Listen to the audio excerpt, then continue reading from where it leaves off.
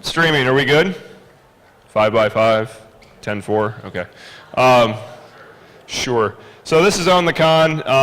Thanks for attending for some of you for a long, long time. We wanted to give a little background about what we're doing and the intent of this. So when we started ShmooCon, what? I'm on it. Okay. You, come here. Who are you talking to? Matt. Is there a lost cat somewhere? Like, come here. I just called Matt like I called my cat, and I think that's an HR violation because he works for me. So, anyway, so we run On the Con because we try to be transparent about how we run the conference. ShmooCon, ShmooCon Logistics LLC, as we'll get into in a minute, is a for-profit company on the books. We don't really try to make money. We just don't want to be a nonprofit. It's a real pain in the butt. So what we do, as part of the conference is provide this information from the con, this transparency about everything from money to our processes to the people involved and whatever, for a variety of reasons. One, we want to be a trusted party in this transaction, right? We want you to believe that we have the best interests of you and the community at heart. And if you disagree, we'll show you what we did and we can have a constructive conversation about it and try to make the conference better and more productive in the community. And two, there are lots of conferences out there. I don't know if you've noticed this, but there's one starting. I mean, domestically in the US, there's like, 350, 400 security conferences a year. Some of them are big names funded by big vendors. Lots of them are little things people doing in their spare time in little towns and cities across the nation. And we realized early on when we started ShmooCon, we were learning lots of lessons that other people had learned as well, and there wasn't a good forum to share that information. So we captured this for posterity. Of all the things that we capture and post on the website, this is one of the talks we care the most about, because we want people to be able to reference this later and say, I want to run a conference in Omaha, what do I need to do, things work, what don't. Well, we like to consider this a resource for how to run a conference in a box, if you will. So that's On the Con. We'll take questions at the end. If you have questions during, feel free to ask. But in general, we just try to push through this material too, just so that it is all recorded and online. Yes? You're not switching places with anybody? No. No, okay. This is good. No, jeez. Anyway, so ShmooCon Logistics LLC, incorporated in Maryland. Like I said, how many people have been involved in a nonprofit? Like from an organizational perspective, was it fun?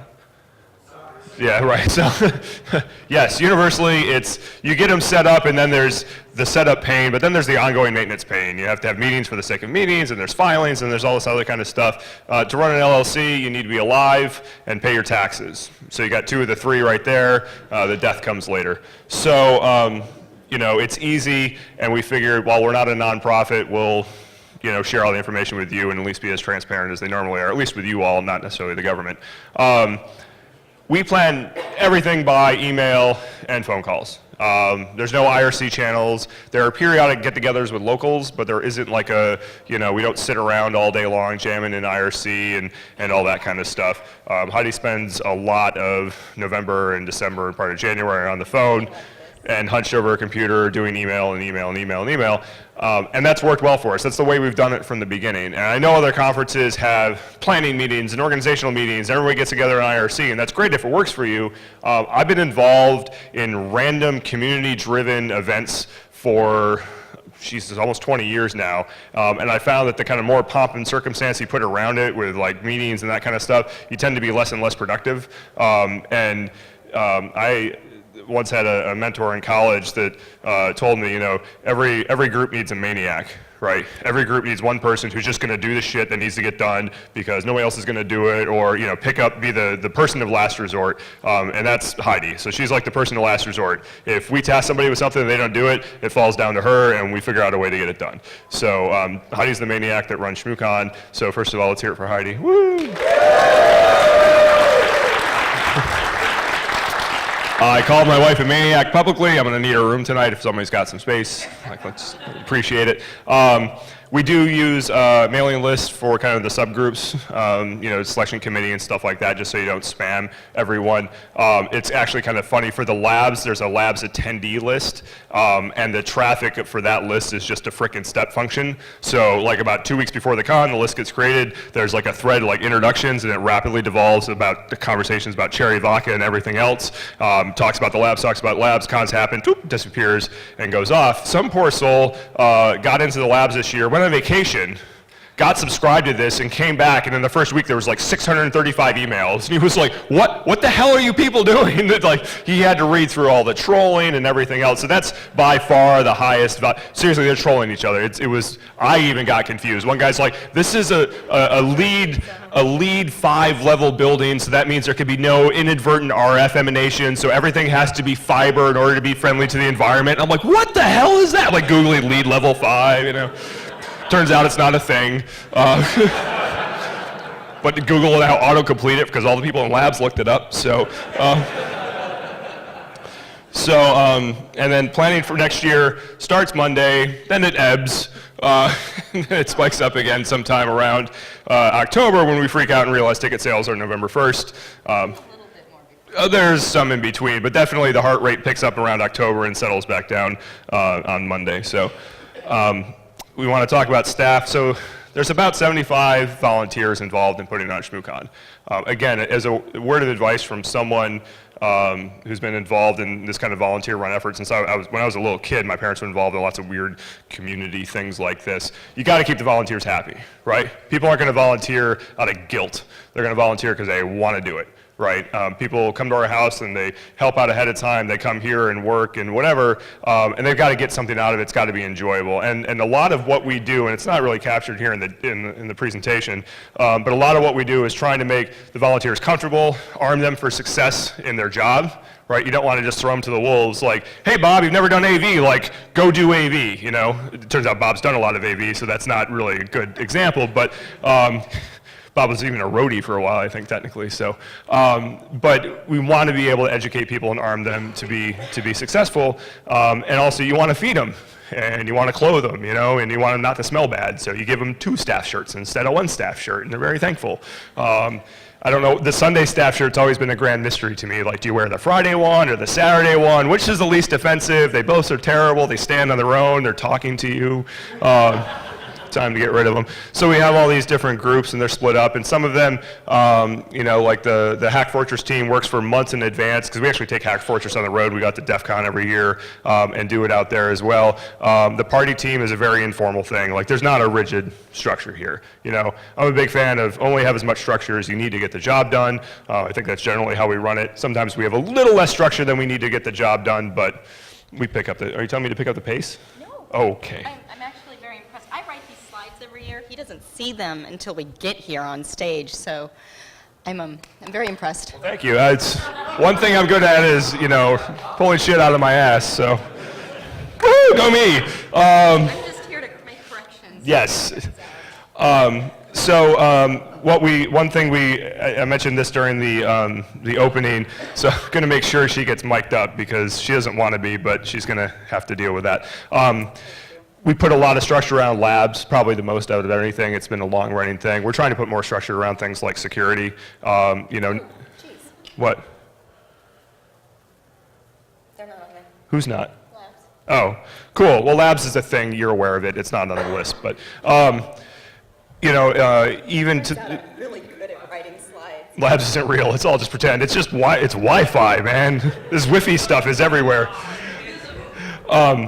You know, we're trying to put together more of a, I wouldn't call it a curriculum, but there's a handbook for the physical security staff and the staff in general, so they understand, you know, how to interact with folks and how to diffuse situations and deal with situations and who to call and that kind of thing.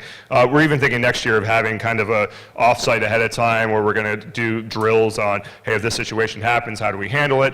We've got people who have been involved in large-scale event security at stadiums and things like that, and we're going to walk through, like, here are the different roles. Now, why don't you be this person, and we'll pretend this kind of thing happens and go through that. I'm actually kind of excited about it because I don't see a lot of that happening at other events, and I'm hoping we can blaze a trail, hurt ourselves badly, and then have other people do better than us later on. So we'll let you know how that works out next year. So, and hopefully there's no real emergencies and our fake emergencies. Emergeception. One person got it. Yeah, thanks. I appreciate that. So next year, I guess, oh, no, this year we're back at the Hilton. This is the past, not going forward. So I'm sorry, I was confused. We're back at the Hilton. The space is good for this size, right, for 2,000-ish people. It gets crowded at times, which is cool, and then it gets empty at times, which is cool. We want to have this size where you get to meet people, you get to, geez, Heidi's phone's found the internet. You get to meet people, but it's not, you don't see the same people all the time. You get to meet new people as you roam around without feeling overly crowded. So, for any event, that's a balancing act of space and the number of people that you put in it and that kind of thing. And we found over the years what we're comfortable with for a variety of reasons is this size. So I know we get a lot of feedback about why can't you be any bigger? If you took more sponsors, you could be more bigger. If you sold more tickets, you could be bigger. Yeah, no shit, really, that's by definition. So we could be bigger. This is what we want to do, and this is what we're comfortable with. This is what we feel is best for the community and the way that we can engage the community. We don't want to be bigger because we would think it wouldn't be good for us and it wouldn't be good for you. And we encourage other people. If you want to throw a bigger con, we're happy to provide information, guidance, whatever we can to you. Go throw a bigger con. See how it works out for you. We've had this discussion internally for a long time. In the last couple of years, I think everyone's just settled like, hey, we're cool. 2,000, it's a good number. We did. She and I did have fairly serious disagreements about it. That they ended well. We're still here. The date tends to float a bit, which I used to feel a little bad about. And then RSA went and pulled the handles and went to freaking April or May this year. So screw it. Dates next year, or this year. This year, yeah. So For the record, we were the same weekend last year as we are this year. Yeah. Next year. Although this year the NFL is 1 week lagged, so we're actually during the divisional playoffs this year. I'm sorry for those that care. Sports ball. Woo! Sports ball, go team! Yeah, I got it. And to be honest, we try to pick a date that works best for the volunteers and for us personally. Our Christmas and New Year's is this, right? It's like getting ready for this. I spent Christmas break in a garage, in the cold, burning these badges, and my son did the same thing. And I didn't see him because one of us was always in the garage for 4 days straight. So I don't know what you did for Christmas, but you probably weren't freezing your ass in the garage looking at a laser for hours on end. It's cool for the first 30 minutes, then it gets kind of mundane, but you can't walk away from it because the minute you do, that's when it blows up, right? That's never blows up when you're looking at it. So for the CFP this year, we had 182 total submissions. In general, they were all actually reasonably compliant. Our acceptance rate was 19.2%. And a word about our submission and selection process. We've always publicly stated we try to bias toward first-time presenters, right? And new material and code. So there are lots of good presentations that come across our, through the CFP process, good people, the material looks good, but maybe the person's presented a whole bunch already and is well known in the community. Maybe this material's already been presented. Maybe we can't tell if there's code. Maybe we can't tell if it's not a marketing pitch. There were some this year that were razor edge, and we got into internal debates about, is this a marketing pitch or not? And if we have those discussions, then usually we err on the side of caution because we don't want to punish you with something that turns into a straight marketing pitch, and we'll keep going down the list. So if you were to look at our internal selection process, you wouldn't look at the top 33 talks and everything below it would be rejected, right? We look at holistically everyone that's submitted, what we think needs to be covered, and we pick those talks. So I don't know what other organizations do, but that's what we do, and I think that's what's worked for putting together a good program. Again, when you look for first-time submitters, they aren't oftentimes in the top 19% out of 182 submitted talks. And so we'll take that risk and come down. Oh, we lost? They were ahead by 300 points. My son lost in Hack Fortress. Boo. Sir. Can you explain the hat submission, please? Yes, please do. Render Hat submitted a talk this year. The very first submission we got this year for the CFP was a submission from Render Hat. Don't you own Render Hat? It didn't come from her. It didn't come from me. And it didn't come from the other people who may be involved in that. So we're all kind of confused about that. So there may be some attribution work if anyone wants to do it. Yeah, I guess we could have just done that. You met somebody who follows Render Hat. Oh, so one of the guys that works for me was over at the house. We just hired him, and he was over to our house in Renderman's hat. For those who don't know Renderman, he's a tall Canadian fellow, and he has a hat that many years into the hat's life, he auctioned off. I don't know, it's at the hotel room or something.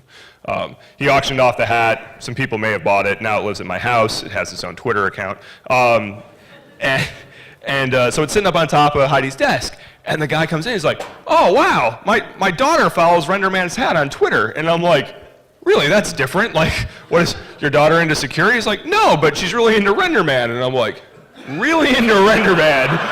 Really?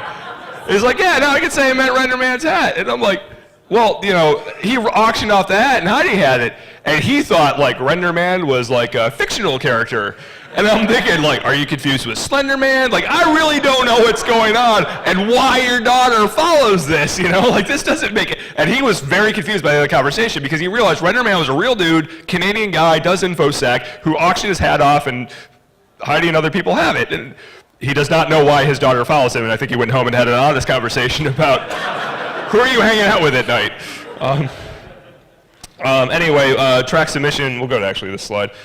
So if you look at the talk submissions over time, you know, we hit this peak in 2012, which frankly was the year before we started saying we're not going to give free tickets to, or give you the ability to buy tickets to everyone who submitted a talk that didn't make it.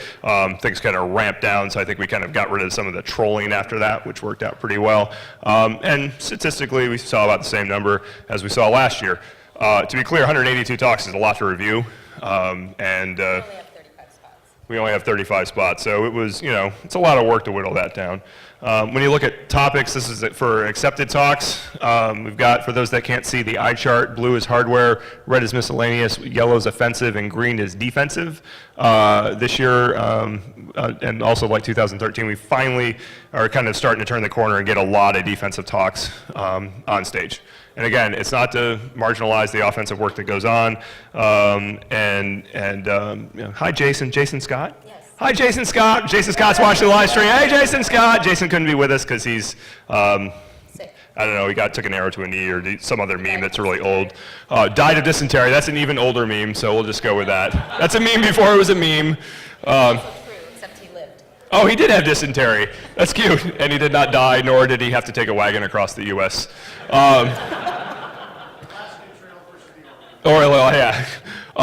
So anyway, we've got this mix. You can see it here, but again, just captured for posterity. How to hack selection. So, first of all, I mentioned this in the opening. Follow the damn directions. It's really, seriously, we give you an outline. Follow the outline. Thing says, like, your bio should only be, what, 100 words, 150 words? People will, like, paste in, like, a book. Like, here's 1,000 words. Like, I'm going to take every third, okay? We'll just see, like, what pops out of that guy. Like, it was 3 times too long. I'll take every third. That's your damn bio. People will, I say this very upfront, like, spell ShmooCon, right? Like, honest to God, there's one C. There's one C in ShmooCon, and it's in the con part, not the shmoo part. You know, and if you can't follow that direction, the rest is kind of out the window. And honestly, it's tough because we don't want the process to be very complicated, right? We want information, you know, kind of novel ideas and that kind of thing. And so we set a very low threshold. Like, give us an annotated outline, give us an abstract, give us some basic information, and we provide examples. Some people don't actually know what an annotated outline is, right? Like, imagine in your head an outline. Now imagine annotating that with extra words to help the reader understand what's going on. We've seen annotated outlines that the annotations were the same words as the words in the outline. Introduction, dash, introduction. My idea, dash, my idea. Like, fuck you, buddy. Like, I mean, the program committee has to, when they don't understand, they have to divine, right? And we don't like that. It creates risk for us as conference organizers, and those things tend to get punished. So the more verbose you are, the more you give us ideas of why this idea is important, you know, why it's interesting, why you actually know what you claim to know. There's people that would be like, dude, I know about cold fusion, and I'm going to give a cold fusion talk, and I have solved the cold fusion problem. Here's my bio. I'm like, well, if it's true, it's groundbreaking, but the 4 sentences that you use the term cold fusion in, and that's all the data you gave us, do not give us any indication that you know what you're talking about. So if you're providing a topic that is really cutting edge and is something that's outside your normal wheelhouse, you have to give us that confidence that you actually know what you're talking about. Does that make sense? Head nod, yeah. It seems like common sense, but out of 182 of these, there's some that common sense had absolutely left the frickin' window. Complete sentences, seriously, like 5th grade stuff, like please put complete sentences in. I won't bore you with all the horror stories. Guys wrote in like on Vicodin, like said, hey, I'm really high right now, here's a talk. All right, cool, dude. Like, thanks for the heads up, because the rest of it makes sense in context now. Anything to add to that? Oh, God, no. Okay, good. God, no. Okay, I am off the rails. No, that was opening ceremony. Yeah. Well, thank you. I appreciate that. I thought he was going to start, like, I think she did. I mean, his interpretive dance thing. Have you seen that? Uh, Oh, my God. Dance off. Jesus. Anyway, so I'm back on target. Sales, so honest to God, sales still freak me out, but it's a little bit easier now that we have code that works. We're 3 years into rewriting the code. How did they freak you out? What? He walks into the room about 30 seconds before noon, and he goes, okay, are we ready? It's true, but it's largely denial. Like, I'm running around the house doing any random thing, like, today's a good day to paint the house. So I'm outside, like, no, not thinking about sales, It's freezing outside, so the paint's just falling right off the house, but whatever. That was my interpretation of me painting my house, by the way. So, but what happens is, when it goes wrong, and it's gone wrong, how many people have been in a sales that went wrong for ShmooCon? Yeah, you know the pain, right? Like, what the hell, guys? Like, I get in a moose cluster error. What does that even mean? Like, I'm waiting for some open source dude to like write some like CI/CD integration tool called the moose cluster. I would be like, oh, we already own that, dude, and it crashes all the time. When it goes wrong, it's just cleanup. But like, from a technical perspective, from a PR perspective, I mean, and it's like personally difficult to deal with when it goes wrong, because we get some angsty stuff. Like, seriously, people get angry. When it goes well, there's still angry people. When it goes wrong, everybody's angry. And it's tough to deal with. So thankfully, our cart's holding strong. It's literally just a single-threaded C++ library that runs, does its job. It controls a little state machine that handles the ticket sales and then exits. We can handle 30 times the load we get right now. Box doesn't even bat an eye. It's amazing. It is absolutely freaking amazing. So, yeah, please do not interpret that as a challenge. So we don't load balance or anything. It really works well. We did have feedback this year regarding the Capatcha and it being a little. Well, first of all, no one can spell weird, right? Like, this is like the worst word in the world. Like, type weird. It's right in front of me, but I-E. Damn it! It's too late. That was a very difficult round for people. And I think the biggest thing actually that came out of it was accessibility concerns. So people had, because there is this big push all at once, that if you have accessibility issues, you're hard of hearing, hard of reading, whatever it is, it's going to be difficult for you. Especially dyslexic people wrote in, a number of people said, hey, this is really tough for me. And I get that. So we're working through ways to try to make it more accessible for folks that can't be like right on the keyboard and making it make sense right there and then. We have some ideas. We're going to field test them. I'm not sure how well it's going to work, but we hear you, people that have inquired about that. We're going to do what we can. Again, this is all stuff we home roll. We don't use anybody else. We're continuing to go that way for now. Who knows where we'll end up in the future. So we reserved, 1,400 tickets in 37 seconds total. Your son doesn't want to be in. Which son? Oh, the little one? Yeah, well, that's all right. He hasn't been to any talks this year. You see some stats. There's a lot of IPs, lots of unique emails. To be clear, people get really goofy, like, hey, my clock was synced to NTP. Like, I have my own cesium atom and stuff. Like, I was really ready, and it came 3 seconds late. Like, what's wrong with you? Your server wasn't synced up. She hits a button, and it says go live. Because in the past, when we've just automated it, and the server's way off the rails, and the load's at like 500, and the SSH session isn't responsive, you can't just call it off because your enter key doesn't actually reach the server for 10 minutes, or at least the kernel won't process it for 10 minutes, right? And by that point, like, all hell is broken loose. So if the server's in a bad state, we don't hit the go live button. So there's a manual go live button. Everyone gets their little reservation code, and then there's a period that you have to wait until you can buy your ticket, and that's when we review stuff. So the team is actually sitting back and we review the logs. We look at the statistics. We look at who got emails, what emails got tickets, what IPs they came from, how many IPs got lots of different tickets, and that kind of thing. Trying to look for shenanigans, right? Because the last thing we want are people harvesting these tickets and selling them en masse on eBay and taking away from people who really want to be here, people who are trying to play by the rules and that kind of thing. So we spend that hour trying to divine, is this a valid run? And so far, for the most part, it's been valid. And there are some groups that have gotten good at getting people together to get a bunch, and there's been little pockets of people gaming it here and there, but it's not an en masse kind of thing. Question? What? No, what? Why the hell, man? Like, yeah, certainly, like, it's a box. Like, how hard is it going to be to DOS a box, right? Like, I get myself my, my lizard, what's the one that they're selling there? The lizard cannon. What the hell they call what the Lizard Squad called their cannon thing that they were selling? Lizard stressor. Like, you could aim the lizard stressor at it, and certainly it would take it out. Like, that good work. Like, I can do math too. But we hope that doesn't happen. But again, like, maybe it does sometime when we throw in the damn towel and we deal with it then. But please don't. Anyway, okay. Doctor. Oh, purchasing all three? To be very clear, there's probably more. They just use the same email address each time. That's how we know. We've had people, it's funny, like, we'll get people get a ticket like 6 years in a row and then don't get a ticket, and they think they have the magic touch or whatever, and I'm like, it's really just, it's a freaking FIFO, right? Like, that's all it is, and it's just your position in your FIFO. You got lucky a few times, and sometimes you roll the dice and you don't get lucky, and sometimes you get roll the dice three sessions in a row and you get lucky, so, yeah. Oh, I should repeat these for the people on the thingamabob. Why was the date of the third round of sales changed?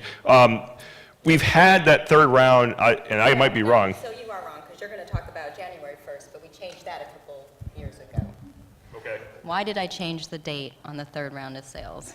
I think I changed it just to, the third round of sales, first of all, is very, very small compared to the other rounds of sales.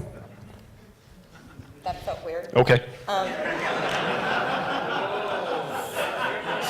parents are in the room. Yeah. It's historically very, very small compared to the other rounds, and I'm trying to remember. David, where are you? Why did I move it up? It was because of the date of the con. Well, no. It's going to be within a month, Yeah. and so we moved it so it's more than a month I out. think last year when I had December sales, I did them like mid-December on the 17th or something like that, and I just wanted to increase the time between the last round of sales and the date of the con so people could have a little more time to arrange travel, make their hotel reservations. Also, the hotel block in theory was supposed to close like the day after the third round of the original schedule. This hotel is very nice. As far as I know, they've kept it open until today even. But that was really part of it. And just to get it done, because at that point, our lives have been really chaotic the last few months, and I just needed something to be done. So. In fairness, I still thought it was January 1st. Yeah. So, it was like the day before the last round of ticket sales, and I'm like, well, we should probably think about January 1st ticket sales and whatever. And she's like, they're tomorrow. And I'm like, oh, I knew that. She's like, no, you didn't. Remember that thing about 30 seconds before we go live, and he goes, are we ready? Yeah, see? But I stress about it. So here are the numbers for the year. We had a lot of people check in this time, so 1,900 out of 1,923, so that's, you can read this as well as I can. The year that it snowed, we still had whatever, like 80-some% of the people check in. This year we had 90-some-odd% and change, so 95%, I guess. 58 speakers, 75 staff, 15 press organizations, probably accounted for like 20 press passes altogether, something like that. Sometimes they brought like a... No, it's 15. Is it?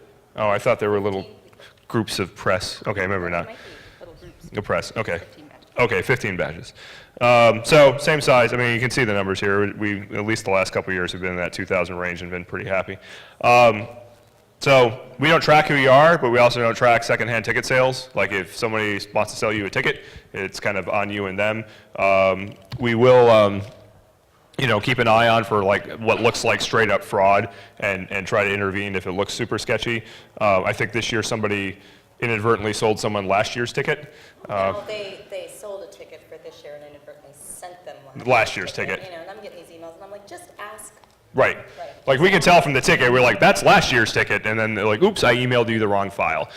We even had we moved this year, and we had we notified our spot. Can I say this or no? I'm not going to give her. Absolutely. Okay, so we notified all the sponsors, like, hey, we need all your swag to stuff into bags ahead of time. Here's the address to mail it to. And we didn't really put in big blank tags like this is a new address. Well, we had some sponsors who have sponsored us for years, and so they just like looked at an email and sent it to that address, and they in turn sent it to our old address, which thankfully is still a friend of ours that owns our old house, and so he was able to intercept it and move it along. But they were like, well, on an email dated 10/14/13, you know, you said to mail it here. We're like, yeah, that was a year and a half ago, and on the email dated like 10/20/14, we said this was the address. So like, oh, well, other people might be confused about that. I'm like, I think other people can check mail in the last year and a half. Anyway, we know eBay sales, we're not a huge fan of it, but this year, I didn't see a lot of stuff moving across eBay. Not like years past. I don't know if people are holding on to their tickets more or whatever. Did anyone buy a ticket off of eBay that's in here? No. I mean, in the past, we've had 1% or less move across. This year, I think it was in the even lower number than that. I take that as a good thing. There was a lot of community pressure. It was not from us. It was from the community against people selling for profit on eBay. And that, I think, it has worked, to be honest. There were some crazy guilt things that went on, like sell it at face value or donate the money that's over the amount or whatever. And by and large, that seems to have stemmed a lot of the secondhand sales, you know, at least the obvious gouging that was occurring. I guess we talked about this, so I probably don't need to talk about sizing anymore. Money, so you understand the size of the beast. Sponsorship, $156,000. Total ticket sales just shy of $250,000, so that brings it to about $400,000. Turns out, it's not cheap to run a con like this. Like, not screwing around. This is a nice hotel. I don't know if you noticed, it's not a Motel 6. We're not in Omaha, not to disparage Omaha. It's the second time I've referenced Omaha, and I clearly have a vendetta against it, but I'm not going to talk about it. Damn snakes. So, right, now you're all wondering, what happened to Bruce? And I'll come up with a story. It's not going to be true, but it'll be good.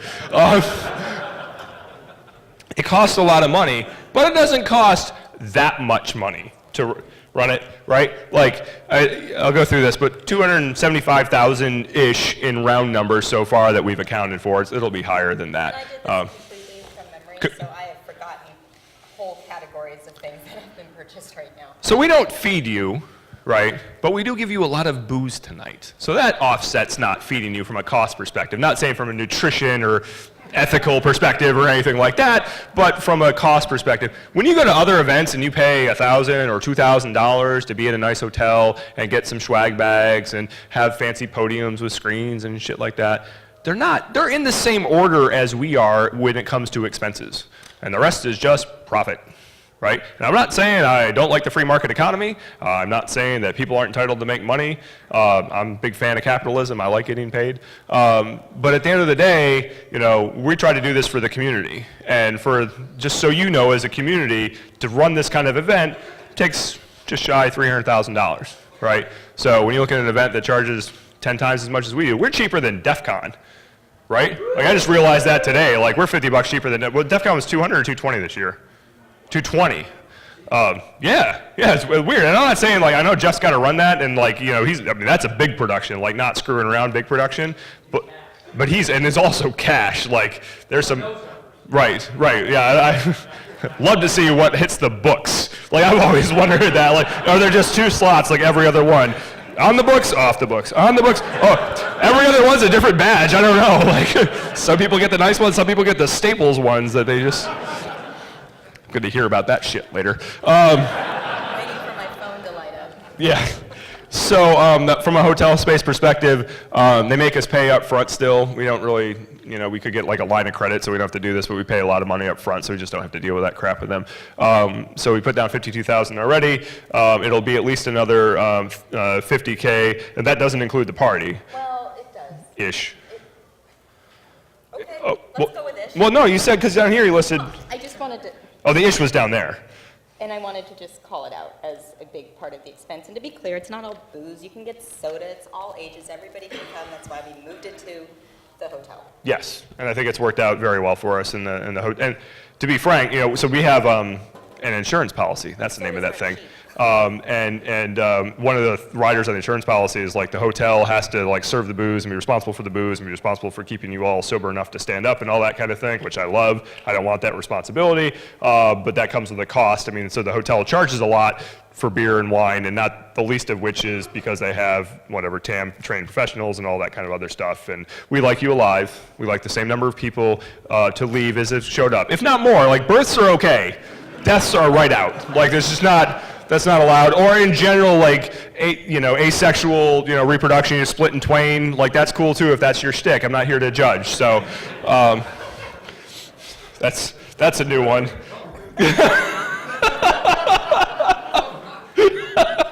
That was just for you, Space Rogue. So swag, you get a lot of swag. It's about $90,000 when all is said and done. Bags aren't cheap. A lot of this stuff isn't cheap, but we try to have a high production value here. Again, it's not to hand you like a paper bag. I mean, if you wanted to do this on the cheap, we'd hand you a freaking paper bag and like a Xerox copy, or we'd find a lithograph or something and smell the Ditto ink or whatever,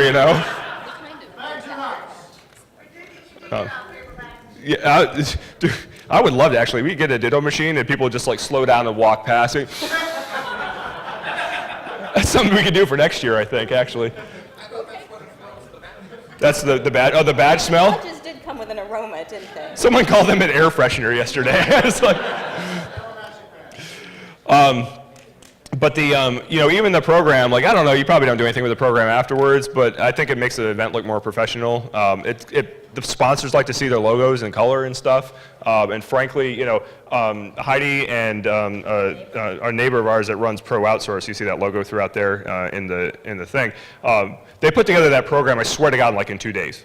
Like it is unbelievable. Like there's just massive information in emails and all kinds of other things, and within 2 days there is a print-ready document, all set to go. Gets printed, we get the proof, boom, we're rocking and rolling. Can't be more than 48 hours. It is absolutely, yes? No, I was just going to say, and we get a lot of support from this community, but the one thing that Bruce and I are so lucky to get as well is the support from our local community. In fact, 2 of my neighbors are here today for the first time in 11 years. There's Angela over there and Wendy's out there somewhere. So I'm just, we get a lot of support. When they find our kids roaming around, they bring them back home. It's the little things. Feed us. Yeah. Prizes, equipment, we'll get into equipment here in a minute. Honorariums, credit card fees. Even though we still run our own credit cards, we still don't do it for free. And so, a chunk of the money goes to the credit card processors. We have a very odd relationship with our credit card processors, right? Like most people that have credit card accounts sell stuff all year round. We sell stuff for 3 frickin' days. Boop, boop. Just over 3 days, there's like this $300,000 of sales that occur. And that looks like fraud, like straight up, like that smells funny to people. They used to audit us, like for 3 years in a row, they did an audit on us, and they would hold our money until they completed this. It was like the stupid 10-question audit, right? But now they're just like, oh yeah, whatever. And Yeah. Amex is the same way. I spend like nothing all year, and then all of a sudden it's like $50,000, $60,000.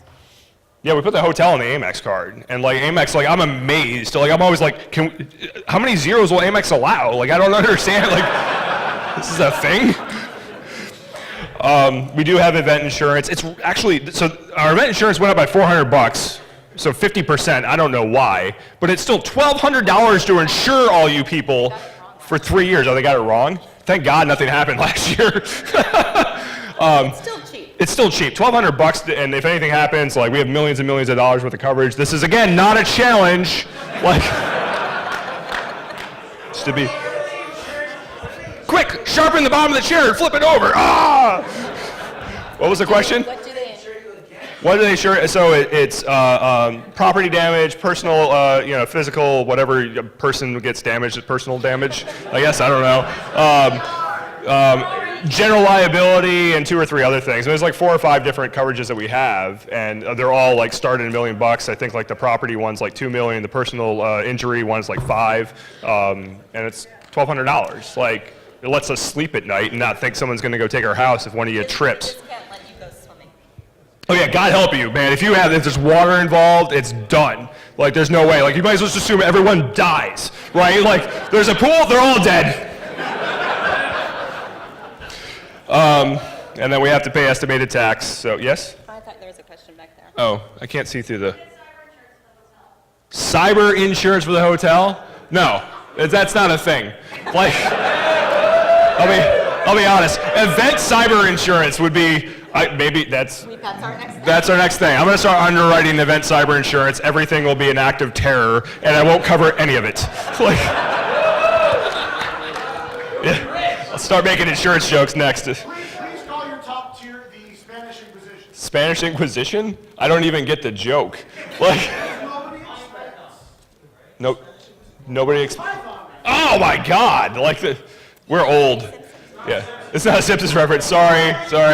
I'll call it the Bart Simpson level. Boop. So what did we buy this year? So we bought new projectors this year. These ones are a little bit more flexible with resolution, and they're bigger. They are bigger. That was one of the things they showed up, and everyone's like, "Oh, we never actually looked at the physical dimensions of this device. Like, we looked at like the lumens and the input and the resolution, but nobody thought, and it's as big as Hugo. Like, oh shit. Like, oh, and it didn't come with bags either. So all our other ones come in bags. These are still in their boxes. So. The truck was full. Full, yeah, that's why the truck was full. We had to buy a Mac to support the streaming video stuff. The one room down at the other end doesn't have high def. The other ones have high def. So for the high def rooms, we bought these little devices from Livestream called a broadcaster, and like literally HDMI goes in, and like internet magic comes out the other end. I don't have to worry about an encoder. I don't have to do anything else. It's just a magic little box that streams to Livestream, and it's awesome because we used to screw around with these freaking laptops and like Adobe Media Encoder and all this other crap for anyone that's lived through that pain. Not pleasant. But the far room is still 10 minutes. You're gonna warn me? It's the last talk of the thing, dude. They have to go. I'll take care of it. Anyway, but the far room, we were concerned we weren't going to get HDMI from Ted, so we bought a Mac and a converter, and that shit didn't work today, so that room's streaming via Ustream with ads still. So I apologize to people watching on there that had to go to Ustream and watch all the ad-filled stuff. At least you got something, because we had nothing at 10, and at 10:02 we went to old school, went to the setup we had last year. We migrated to live stream from Ustream, because Ustream was, seriously, their pricing model was nuts. Yeah, but we were grandfathered in to their old plan, which was free, but you get shoved a lot of ads down your throat with that thing. You can't even do it anymore like that. They just make you pay. So anyway. What do you guys think of the schedule cards? I'm only asking people. You like those? That's Yeah, I've heard it. That's a good idea. Okay, print them. Somebody email that to me so I remember. Thank you. So when it comes to, so we bought this badge printer to print these things. So first of all, I don't know if you noticed, but there's like an unforgeable, ultra secure hologram thing on there, because I didn't want anyone forging this schedule. You could actually have the option to not print that. I'm like, no, print that. Like, that's pretty, that's. I asked you not to print that on there. Yeah, I just kept doing it. She asked me to take it off. It's still there. It's continuing the thread of I'm going to need a place to sleep later. So the problem is literally nobody makes a large format badge printer anymore. Like, one company made it and it was discontinued 3 years ago, and you can't get it. And anything else bigger than this, you're just printing plastic and doing custom die cutting. And as much as it would cool to have a custom die set up at my house, that's a little excessive. Like, I'll be honest, like, that's starting to get in the realm of stupid. So instead we just bought a laser cutter and laser cut the badges, because that made more sense. I guess I could have laser cut the schedule. Hey, maybe we can do that next. We could have done that. Then we need a large format printer. So anyway, the wood badge material. So for those that were asking, it's a maple on both sides with MDF in the middle. The MDF is what you smell because of all the resins and crap like that when it vaporizes. A laser actually sublimates the material, not like, I don't know, whatever else you think it might do, but so it turns it into a gas immediately, and then that gas can then fall back down and re-solidify as other random stuff that's not the original material. Like, you know, you can't just like vaporize your finger and have it go back to being a finger. It's going to be like other things, pain being one of them. So the smell and everything is due to that inner MDF material there. My fingers are still orange from handling all these things. A lot, dude. Seriously. So the filter we have. That's what's wrong, Space Road. No, none. So that filter we bought, it actually has like I don't know, like a 1.5 cubic feet of activated carbon. And it weighs like 40 pounds when it's clean, and at the end of it, it weighs like 80 pounds. Like it sucks up its entire weight in nasty stuff when it's done. I'm not at that stage, but it's amazing. Like there's science and then there's activated carbon. Like I just don't even understand it. So better than magnets. Go Juggalos. Sorry, ICP, few people get it. Anyway. Every year we spend at least $150 on gaff tape because gaff tape is stupid expensive. Holy crap, this magical black tape, this low adhesion stuff that holds when you want, lets go when he doesn't. This is like $5. Yeah, Right there. the rolls are literally like 20 some odd bucks a roll, and they don't sell it anywhere. You gotta order it online and whatever. Anyway. Granger's online. So there's about 100K left over, plus or minus 15%, give or take. Again, these are really soft numbers at this point. A lot, at the end of it, Heidi goes to a lot of other events and helps them out, so it helps pay for her travel. I don't know, someone who's probably been drinking with you somewhere. You know what, go to other events and go drinking? No, she doesn't. I stay home with the kids, and she goes out partying. I assure you, that's the way it actually happens. All the contests. I was going to delete this slide. Just Cruising, okay, because we are running a little light on time. We had 47 sponsors this year. We do reserve the bronze level sponsorships for small and new companies, and we have kicked people out of bronze, like straight up. Okay, we've had companies that like, oh, we want to be a 4th-year bronze sponsor. Like, no, sorry, you've had your time, now you got to pay a little bit more. And it's not like our sponsorship's expensive, right? Like, I don't know what it takes to sponsor RSA, but it's not cheap. You know, what was bronze sponsorship? 2,000? 1,700 bucks. 1,700 bucks, you get a couple badges, you get a table, you know, out there, you get your logo and everything, you know. And what? Less than a ticket of Black Hat, and you get 2 tickets and a table. Maybe just for personal use, right? You'd be like, Bob's sponsorship, you know, whatever the hell you want to do, sponsor yourself up. Even our platinum level sponsors were only, what, 12 grand? 12 grand this year. I mean, 12 grand, you get your logo here, you get it plastered everywhere, you get a whole lot of tickets, you get put in the nicest place, you know, whatever. For big companies, that is not really even a sponsorship. That's like sending a couple people to a conference, right? So we're still pretty cheap. ignore that third bullet point. That was from last year. We accepted the same amount of sponsors this year. Okay, same amount of sponsors. Got it.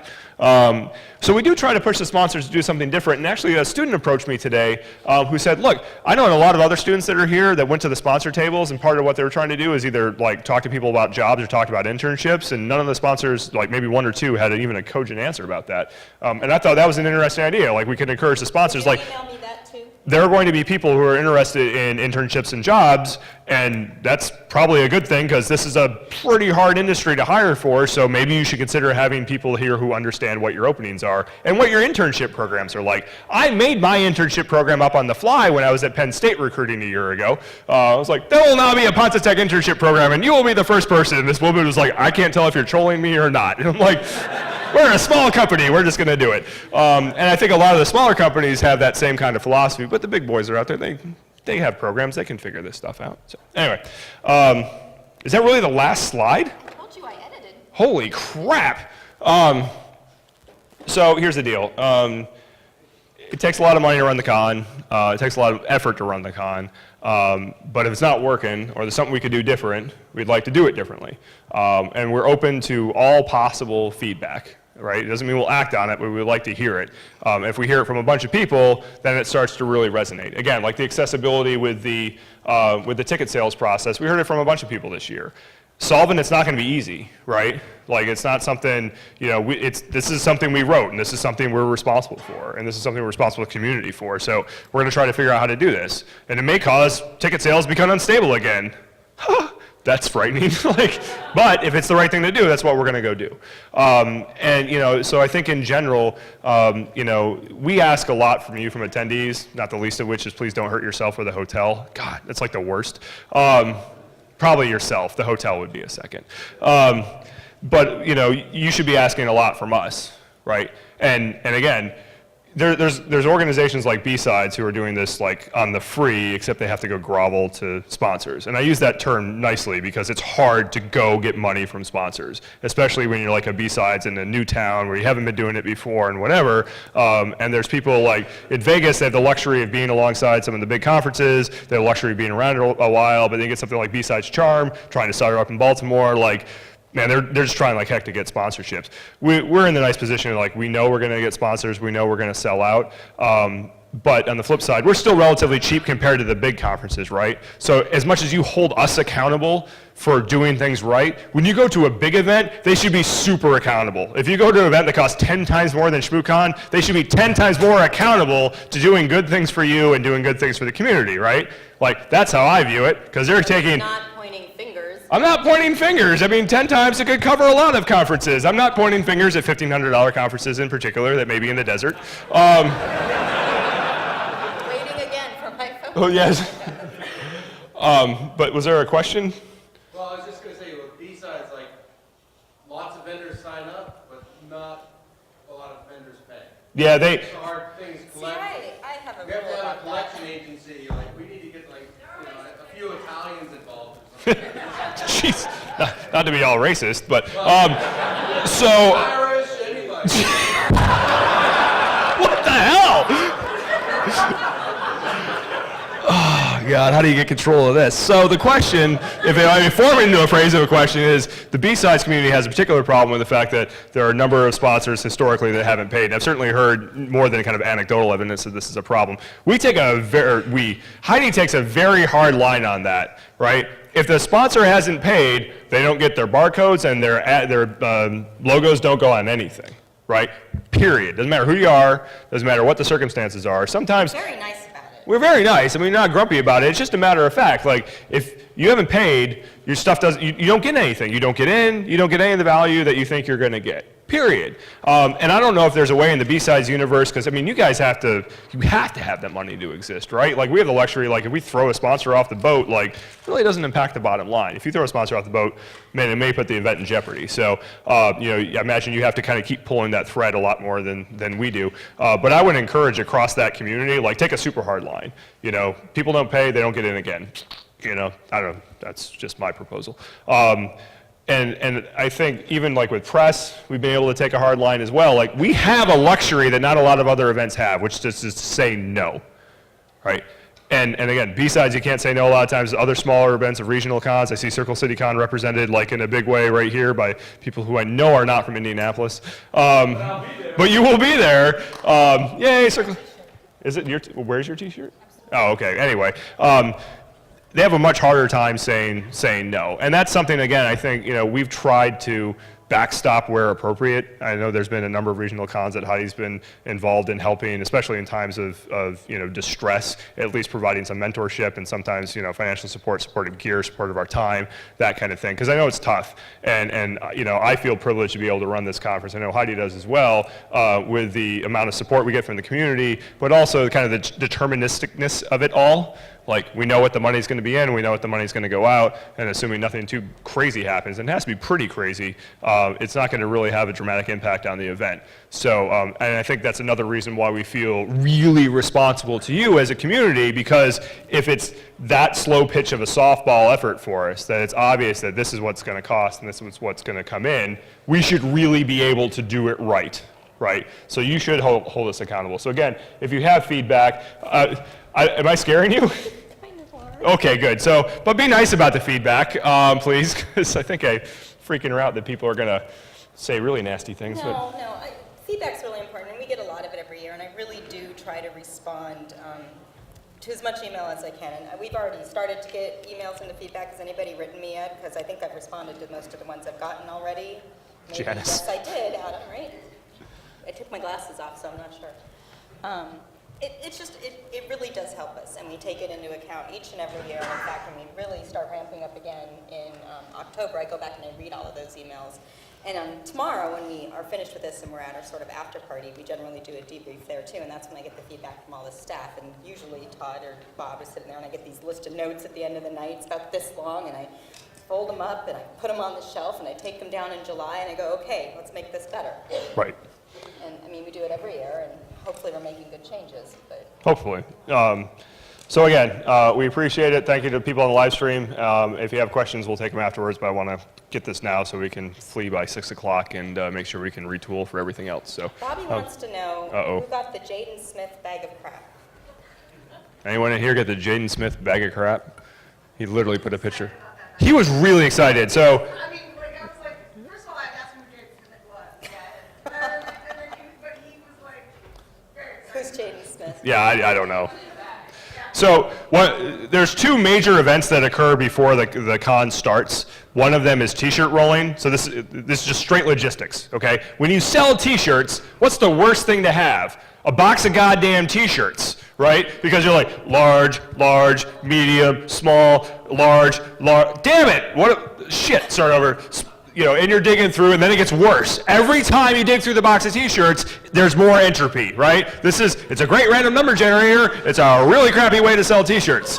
So in advance of the con, people come to our house or our office or whatever. T-shirt rolling, that was an idea we actually stole from Nauticon. Yeah, Nauticon used to do this, and so all the t-shirts get rolled up and put a little banner on them that's color-coded so we know what size, if it's men's or women's. And then they all get put on those shelves in there that we got at Borders when Borders went out of business. We bought those things for like 50 bucks a pop. And they can just reach around, turn around, grab the orange is a large, hand it off, go next, next, next, next. Kind of the same way we handle the registration process. Like the on-site registration, fast. Right? Like you come in, scan the barcode, you get the bag, get out. There's no pomp and circumstance, you don't have to do anything else. I mean, I think in general, that's worked very well for us for years and years and years. Kaz and his crew have written a great system, so that's worked out fantastically. The other thing that happens is bag stuffing. So all these bags have to be stuffed. And so our house is littered with boxes a week before the conference. So on Wednesday before the con, oh my God, like the UPS guy gets grumpy. There was a number of you in the audience who were there at either bag rolling. Bag stuffing. Rolling and bag stuffing. Yeah, it's kind of crazy. So one side of a room gets filled with empty bags, the middle is a table full of all the swag, and the other side are just people ready to take the bags and put them in a box and run them out and put them on the truck. And at 4 o'clock in the afternoon, we hit go, and at some point people get tired and you shove pizza and beer in their mouth and then they keep going. And in some years it's taken till like 1 a.m. This year we got it done in 4.5 hours. It was a damn miracle. I'm still convinced some of you got empty bags, but